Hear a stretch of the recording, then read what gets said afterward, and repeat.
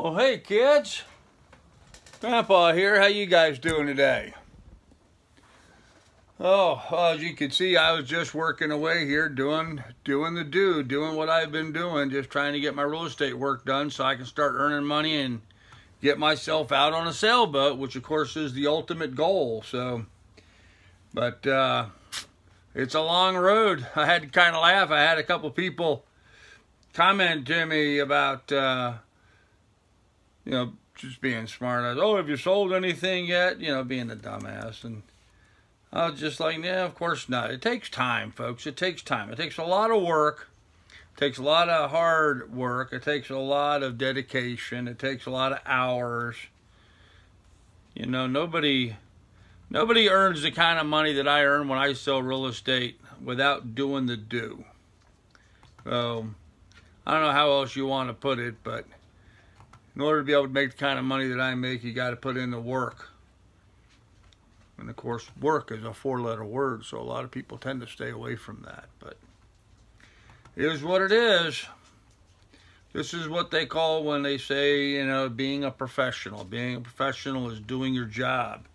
Being a professional means sometimes you gotta multitask. Multitask, one of my favorite words.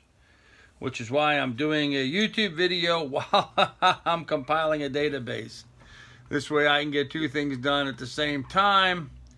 I can get my YouTube video out there so you guys know I'm alive and well and doing my job. But at the same time, I'm not taking any time, effort, or energy really away from my efforts as to what is necessary for my business. So,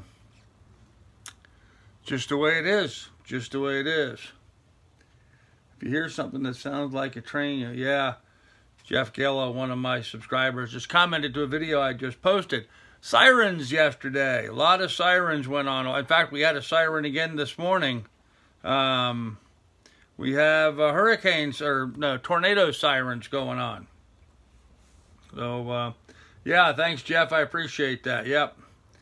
Here's something that sounds like a train, get low. Well, yes, we're well aware of that. I've lived in Ohio for many years ago, and didn't see as many tornadoes then as we do now, but certainly something that you've got to be conscious about here and be watching out for. So, here's what it is. Anyhow, I'm going to take a break here. So, what I wanted to talk about. What did I want to talk about? Oh, yeah, I know what I want to talk about. Watch some videos today on YouTube. And when I say I watch some videos, I'm working and I have my other computer up playing some YouTube videos. So I'm kind of working and watching at the same time. So I'm really not paying 100% attention. But there were a couple funny things that I thought I'd touch base with about you guys. When I was a kid growing up in New York, we used to go fishing a lot for a fish called a bluefish. They're a sort of a torpedo-looking fish. They can range any number of sizes, and but we used to catch quite a few of them in New York. We go out and put treble hooks on, cast them out, and rip them through schools of a fish called a bunker fish, which is a little type of snapper. We catch a bunch of bunker and by dragging hooks through them, foul hooking them actually. And then we would bait those up on other hooks and use those either cast into schools of bluefish or troll to try to identify bluefish. And we catch a bunch of bluefish. We caught a bunch of them. I mean, we used to do this every day. We did a lot. But what I learned when I was younger is that bluefish are not exactly the best eating fish. They tend to be bony. They tend to be oily. They have a strong fishy flavor to them. Not the most palatable fish in the world. But I happen to notice that the YouTube folks from down the Florida Keys called Darsizzle. I don't know if you've watched Darsizzle, D-A-R Sizzle, S-I-Z-Z-L-E, I guess, Darsizzle.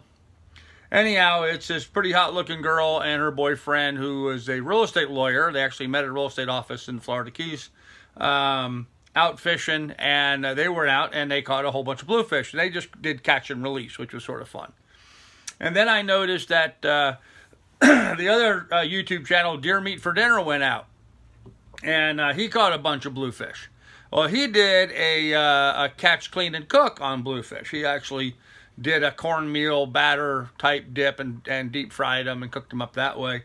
And he was saying that they were palatable, but even he admitted they're not the finest dining available in the sea. But I just found interesting that 2 of the channels were doing bluefish today, and it was sort of interesting. One thing I did see that was really funny, though, and very enjoyable. There's a YouTube channel out called Scott Martin, Scottmartin. Now, you may know Scott's father, Roland Martin, the fisherman.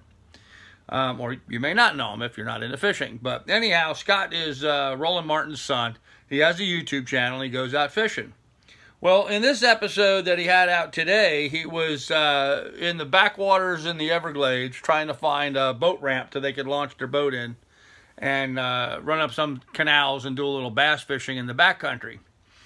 And when he got down to this boat ramp, there was a vehicle parked there, and an old guy sitting in the car, and this 13-year-old kid out on the bank trying to catch some fish. And the kid says, "Hey, can I go out on the boat with you for a while?" And Roland said, "Well, you know, if it's okay with your grandpa, sure, I'll take you out for an hour or so." So the kid runs, talks to Grandpa. Grandpa says fine. So he gets in the boat with Scott Martin and the other guy that's with him, his cameraman, as it were. And they went out fishing for an hour. And I'll be damned if this kid just didn't clean his clock. I mean, he schooled Scott Martin on how to fish for bass in those canals. They had a little friendly competition going on, and this 13-year-old kid, I actually think, if I remember correctly, it was like 14-6. This kid caught 14 fish to Scott Martin's 6.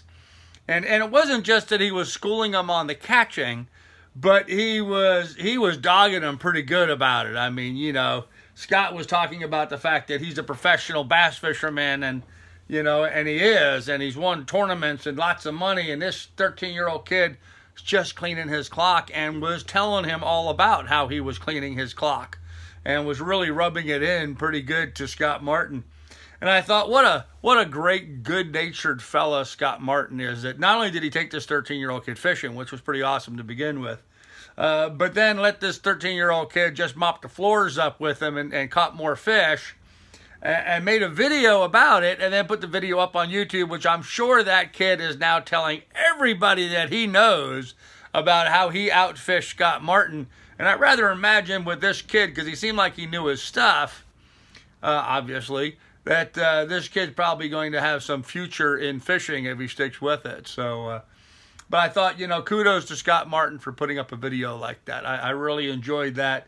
It was fun to watch, and it's the kind of video I'd like to see myself doing some similar stuff like that. You know, taking some people out fishing, introducing them to that, and having it be something new to them. So I will comment the Deer Meat for Dinner video that he had. They ran into some fans while they were out on the water that liked his channel. And so he had some girls get on board his boat with him. Well, of course, guys are going to have girls get on the boat.